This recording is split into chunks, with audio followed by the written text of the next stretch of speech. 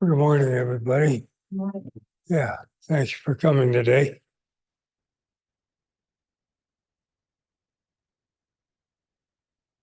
Our practice is to be aware here and now, without expectations and without being caught up in our one-sided uh, preconceived ideas, assumptions, and beliefs. Usually when people start out in Zen practice, they have lots of expectations of gain and improvement, and they're caught up in their preconceived ideas and uh, beliefs about themselves, others, and the nature of reality. Uh, they really want to improve themselves, attaining states of mind that they think they're lacking, and uh, gaining the improvements that they think they need to make. And they think Zen practice is a technique to do this. But to truly carry out Zen practice is to be aware. To truly carry out Zen practice is to let go of expectations and preconceived ideas and just be aware here and now for the sake of being aware here and now. This is to live as we truly are. In this practice, it becomes directly evident that we are living inseparably from all beings. Our true life is the life of all beings functioning together inseparably. Since we're inseparable from all beings, each being we meet is our own life. Realizing this is the basis of compassion. In this practice, it also becomes directly evident that each seemingly separate being is a manifestation of totality here and now, wholeness here and now, universal reality here and now, or the life of all beings here and now. This here and now reality, which is directly experienced here and now, is an all-inclusive reality of wholeness, totality, universality. It is boundlessly great beyond comparison. So all the seemingly separate beings that are manifestations of it are great beyond comparison. Realizing this is the basis of respect for all beings and ourselves beyond our conventional ideas of respect. Katagiri Roshi, my teacher, used to say to us sometimes in his lectures, he would point to us and say, "You are great. You are great beyond comparison. You are great in that you're manifestations of this great beyond comparison reality, this all-inclusive reality of here and now." Each seemingly separate being or situation is manifesting totality here and now, or life of all beings here and now, in its own unique way. In our practice of here now, in our practice of awareness here and now, we try to find the best way to take care of each seemingly separate, uniquely manifesting being or situation that we meet here and now. And can't really find a rule for how to do this, how we take care of ourselves and the beings that we meet, we find in this practice of awareness. We can get lots of suggestions, lots of ideas about it, but finally it comes down to the most accurate way of finding how to take care of ourselves and others is in this practice of here now awareness or awakeness.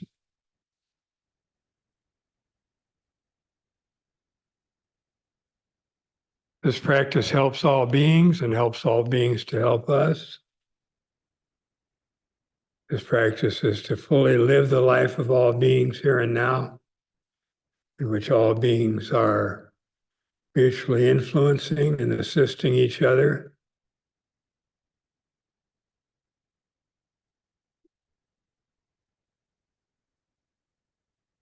All beings are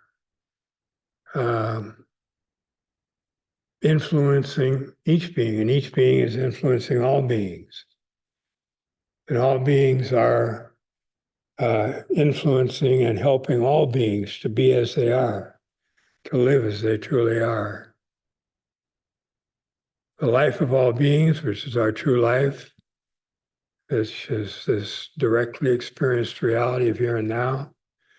The life of all being functions and manifests itself in such a way as to bring about the appearance of separation of self and others.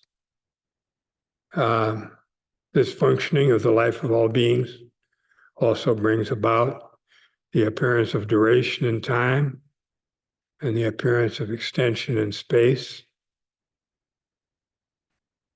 Conventionally speaking, there seems to be separate individuals, things, and phenomena that persist through time and move through space and interact with each other to cause other separate things to appear and other separate events to take place. Reality seems to be this way. With wholehearted awareness here and now, which is carried out in Zen practice, it can be directly realized that ultimately separation of self and others, duration in time, and extension in space cannot actually be found. We don't actually find separately existing, persisting, substantial beings in our actual direct experience. The appearances of separation of self and other, the appearance of duration in time, and the appearance of extension in space are empty, illusory manifestations of here-now reality or life of all beings. But these appearances are not to be ignored or dismissed. These appearances are how here-now reality shows up. If we ignore these appearances, we're ignoring here-now reality. Conventionally speaking, there seem to be separate beings, times, places, and situations, emotions, thoughts, desires, activities, and events to which names, labels, ideas, personal pronouns, and conceptual categories can be applied. In accordance with how things appear to be, and in accordance with conventional speech, we use names, labels, ideas, personal pronouns, and conceptual categories. We try to get along and communicate in the conventional, seemingly dualistic world where there seems to be separation of self and others without being caught by the one-sided belief that there actually is this separation. In the practice of awareness here and now, we let go of our attachment to any one-sided idea or belief, even the ideas of oneness or no separation or emptiness or wholeness or totality. We don't hold on to any idea or belief.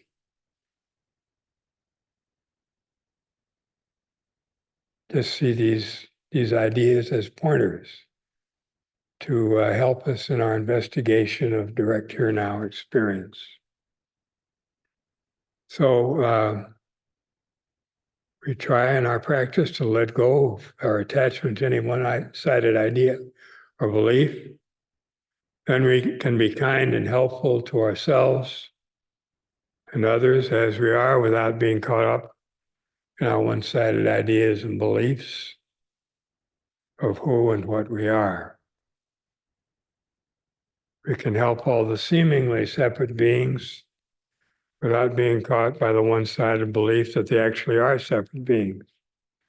Also, we can take care of the life of all beings, in which all beings are living one inseparable life without being caught up in a one-sided belief in oneness. Also, we can use ideas and conceptual abstractions without being caught by the belief that here now reality or life of all beings exactly corresponds to these conceptual abstractions. Reality can never be captured in a concept. It can never, our concepts never exactly describe or explain what our life is. But these concepts are very helpful as pointers, giving us suggestions in how we can, as we investigate our direct here now experience. They're very helpful as pointers and in helping us to communicate and point things out to each other. Our practice is to fully live the life of all beings here and now without being caught up in our limited one-sided beliefs and ideas. This is to live as we truly are. When we see we're caught up in our limited one-sided ideas and beliefs, be aware. Resume the practice of being aware here and now for the sake of being aware here and now. In this practice of being aware here and now, our attachment to these ideas and beliefs can naturally drop away and by themselves, and we can live as we truly are, beyond any ideas of who or what we are. But this is a practice we need to carry out each moment, because our old habits die hard. We're very deeply rooted habitual attachment to belief that reality corresponds to our conceptual models of how it is. So when we find ourselves getting caught up in our concepts, ideas, and beliefs, just resume the practice of being aware here and now for the sake of being aware here and now.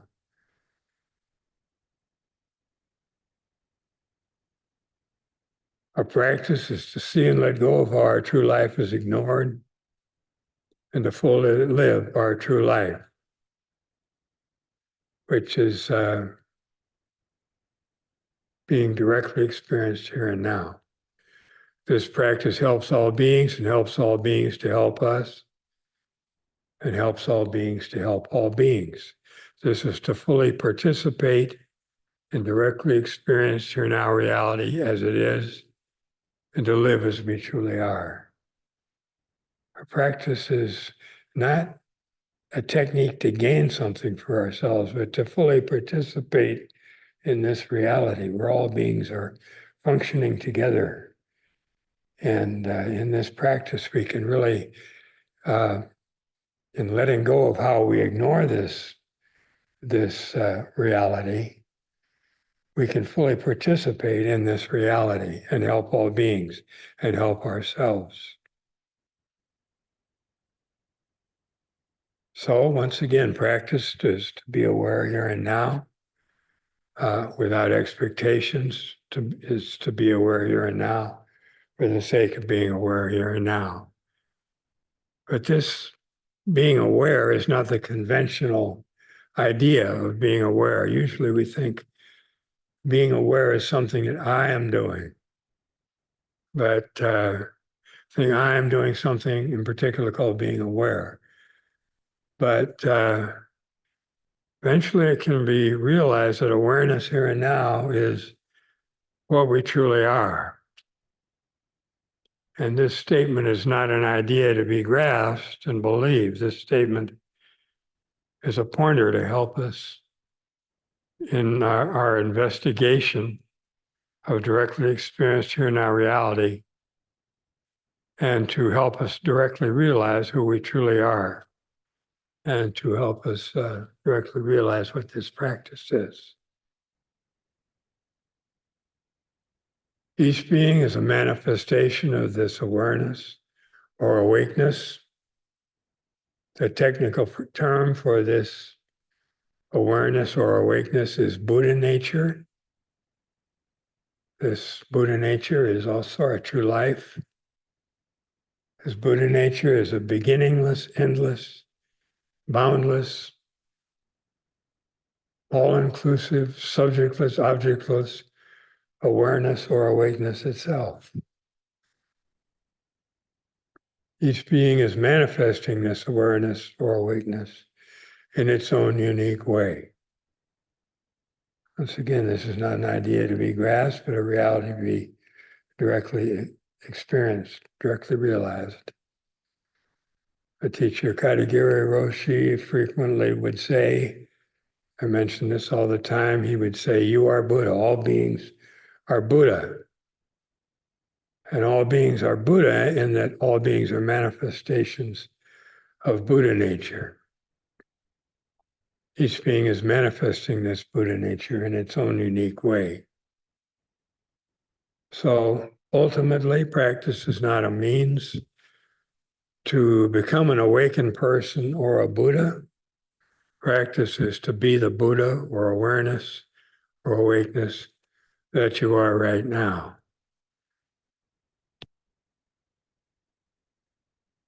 And also practice is to respect each being as Buddha beyond our conventional limited ideas of respect and beyond our conventional limited ideas of Buddha. Our true life, our true self, our true nature is the Buddha nature. Our practice is to see and let go of how our Buddha nature is ignored and to fully live as the Buddhas that we are. So this Katagiri Roshi used to mention this in his teaching. He, especially in his last lecture before he died of cancer, he emphasized again and again in this lecture, you are Buddha, all beings are Buddha. And the Zen teacher Suzuki Roshi, he wrote the book Zen Mind, Beginner's Mind. Some of you may be familiar with that book. He was a Japanese Zen master who came to America in 1959 and established the San Francisco Zen Center. He's a very wonderful teacher. And he used to also emphasize that all beings are Buddha. This is something he said in one of his lectures. Suzuki Roshi used to say, since you are Buddha, you must be Buddha. That is our practice. Our practice is to be what we are, since our true nature, our true life, our true self is the Buddha nature. Our practice is to be the Buddha that we truly are. And in one of his lectures, he said, when it is hot, you should be hot Buddha. When it is cold, you should be cold Buddha. And he went on to say that each individual, each thing, each event, each situation, each experience is Buddha. Each thought, each feeling, each emotion, each desire, each perception, each state of consciousness is Buddha. When you realize that you are Buddha and understand everything as an unfolding of Buddha, then whatever you experience is the actual teaching of Buddha, and whatever you do is the actual practice of Buddha. It's a pretty emphatic statement emphasizing you are Buddha.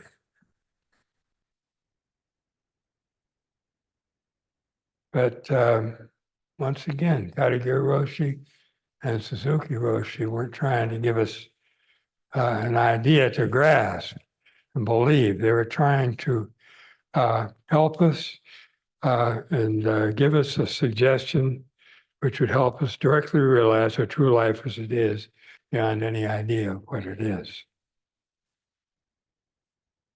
And in this way of life, being aware here and now, for the sake of being aware here and now, uh, a joyful life is possible. But this is not a joy that we strive to get. It's not an egocentric joy where I feel joyful. And it's not something that we can understand conceptually. It's not something that we can see objectively. This joy is not something that in our usual idea of joy. This joy is letting go of grasping our egocentric, one-sided ideas and beliefs and fully living out here now reality, fully living as we truly are.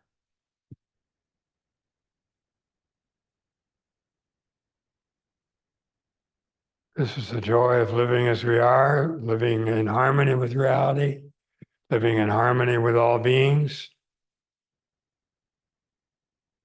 to fully participate in this life of all beings, to fully participate in this reality where ultimately we can't find any obstruction, can't find any hindrances. So fully participate in this reality where all beings are helping each other and mutually assisting each other unrestrictedly. But it's not something we can picture conceptually or grasp as an object. It's not something that can be defined, but yet this is the joy of fully participating in our life as it is, which isn't something that can be seen objectively. This is the joy of living without the confusion of being caught up in our egocentric, one-sided views. Usually we live our life in that way. We egocentrically grasp these ideas and live our life based on these egocentric views and trying to benefit the separate ego self we imagine ourselves to be, or try to grasp some idea of oneness and think that that's what it is. That we grasp that idea and think that's what it is. But this is living inseparably from all beings who are mutually assisting each other beyond any idea of what it is. And this is the joy of having the opportunity each moment to express our gratitude to all beings and to express our gratitude to all beings is to fully participate in this life of all beings, which is our true life, which can't be grasped conceptually, but is being directly experienced now. To fully participate in this life where all beings are helping all beings and each being is helping all beings. To fully participate in that life is to express our gratitude to all beings. But I want to emphasize, this isn't our conventional idea of joy. Our conventional idea of joy is having something to look forward to in the future. We feel joyful about that. Or the joy of being able to satisfy our desires, having the joy of satisfying our desires. These are the conventional ways of viewing joy. And the joy I'm talking about here is beyond the conventional idea of joy, where we anticipate some joyful experience or where we look forward to satisfying our desires. I'll give some examples of conventional ideas of joy. When I was in elementary school in the 5th grade, we were told that we were going to get out of school in 2 weeks. We'd get out of school and we'll be able to go to the circus. And we thought that was great. We thought, well, it'd be great getting out of school, but to be able to go to the circus too, man, that really sounds wonderful. And for the 2 weeks leading up to going to the circus, we, as kids, were always talking about, oh, well, it'll be so great when we get out of school and go to the circus. That'll be so wonderful. We really look forward to this with great joyful anticipation. But when we finally went to the circus, it wasn't that great. We looked at each other. We were expecting this to be such a wonderful show, but it wasn't that great. We just looked at each other and kind of shrugged our shoulders. But there was one thing that really amused us kids, and we really enjoyed, and really busted us up with lots of laughter. And that's when the trained pigs came out. And what was so amusing about the trained pigs was how extremely poorly trained they were. It was really very amusing. Us kids found that incredibly funny. Those pigs just had no sense of decorum at all. I'll leave it to your imagination, all the socially unacceptable things that they were doing. But if we'd known beforehand that seeing these incredibly poorly trained pigs was going to be the highlight of the day, is highly unlikely that we would have looked forward to going to the circus with such joyful anticipation. And there's another example of conventional joy. And this involves a story about when I was in 8th grade, and I had a metal shop teacher named Mr. Blanchard. We used to call him Mr. B. And Mr. B loved Fridays. He loved Fridays. He called it Joy Supreme Day. And every Friday he would say to us boys, he'd say, boys, what day is it today? And then he'd have us answer him in unison, it's Joy Supreme Day, Mr. B. And you learn very quickly in Mr. B's class that he'd be much more lenient in grading your metal shop project if you turned it in on Friday. If you turned it in on some other day, he might look at it and say, I don't think you followed the instructions very well here. This is a pretty sloppy job you did on this metal shop project. You should do it over again. He was very likely to say that if you turned it in on some other day than Friday. But if you turned it in on Friday, he might say, I like the creative freestyle way you did this project. Really shows a lot of ingenuity. Good going. He really loved Fridays. He never explained to us why. He must have had something really good going on the weekend, but he never explained what it was. Perhaps us boys should have asked him. We could have asked him in unison. We could have said, Mr. B, why do you find Fridays so joyful? But we never did ask him that. But it would have been interesting. Well, maybe one reason he was so joyful about it was he was able to look forward to experiencing pleasurable things on Saturday. He could look forward to sleeping late. He didn't have to come down to school and teach us boys, so he could sleep late, and he could satisfy his desire for sleep.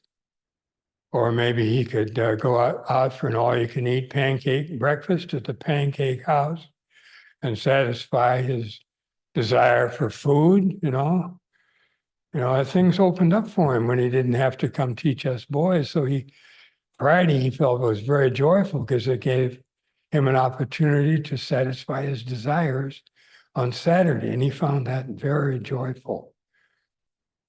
So in Buddhism, it is said that there are 5 desires: the desire for food, the desire for sex, desire for good reputation, the desire for wealth or property, and the desire for sleep.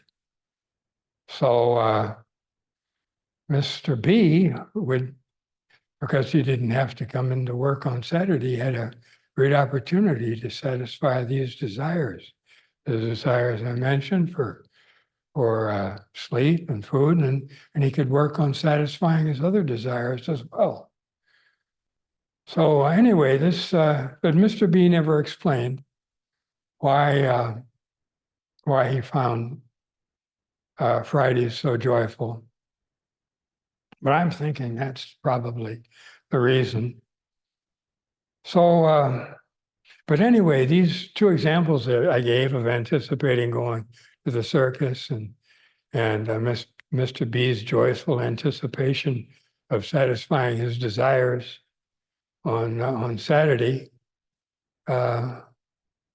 these are just my ideas about it. We should have asked Mr. B. That would be really, he could have maybe come up with some very interesting answers. Well, anyway, do you have any questions about this? I don't, oh gosh, I haven't used up much time, have I? Oh, no, that's okay.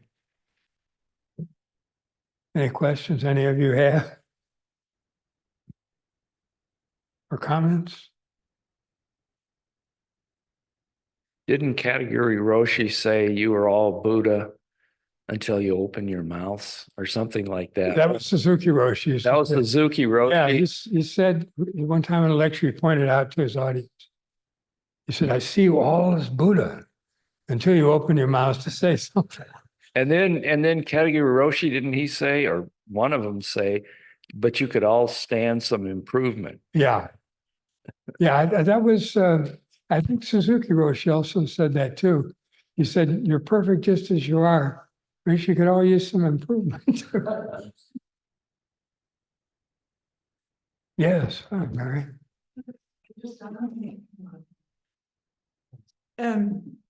So you came from the San Francisco Zen Center, right? In San Francisco. And you practiced under Suzuki Roshi? Right, and Katagiri Roshi was there too. Oh, yeah.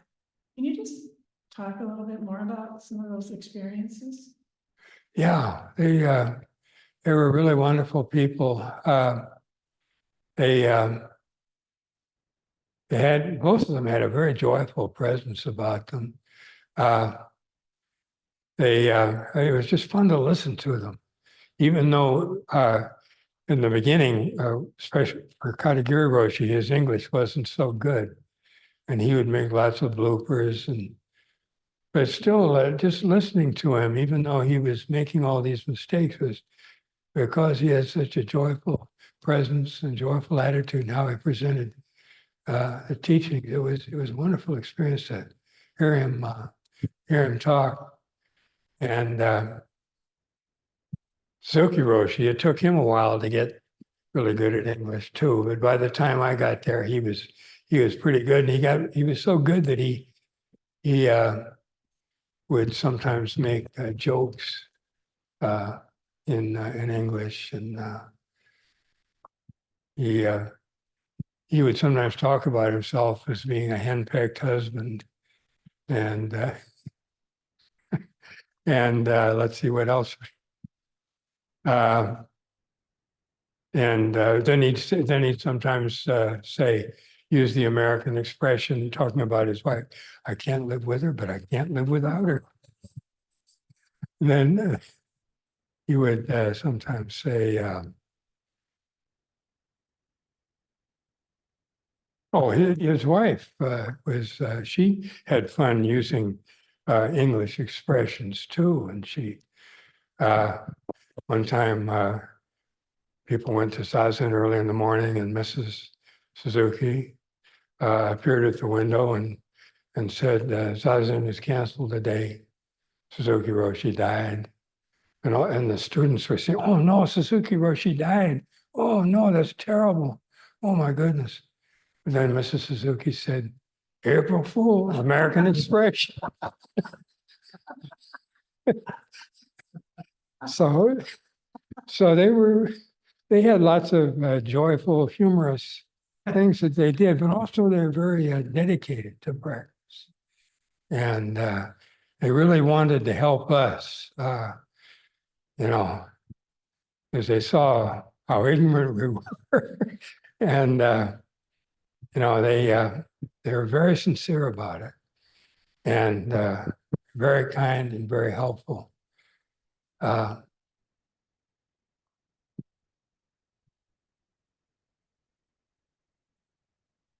to think of another example here.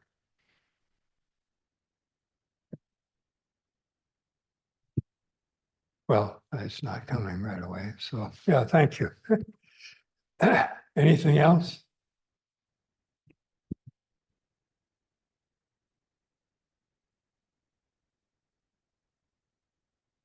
Well, thank you all for coming today. Thank you.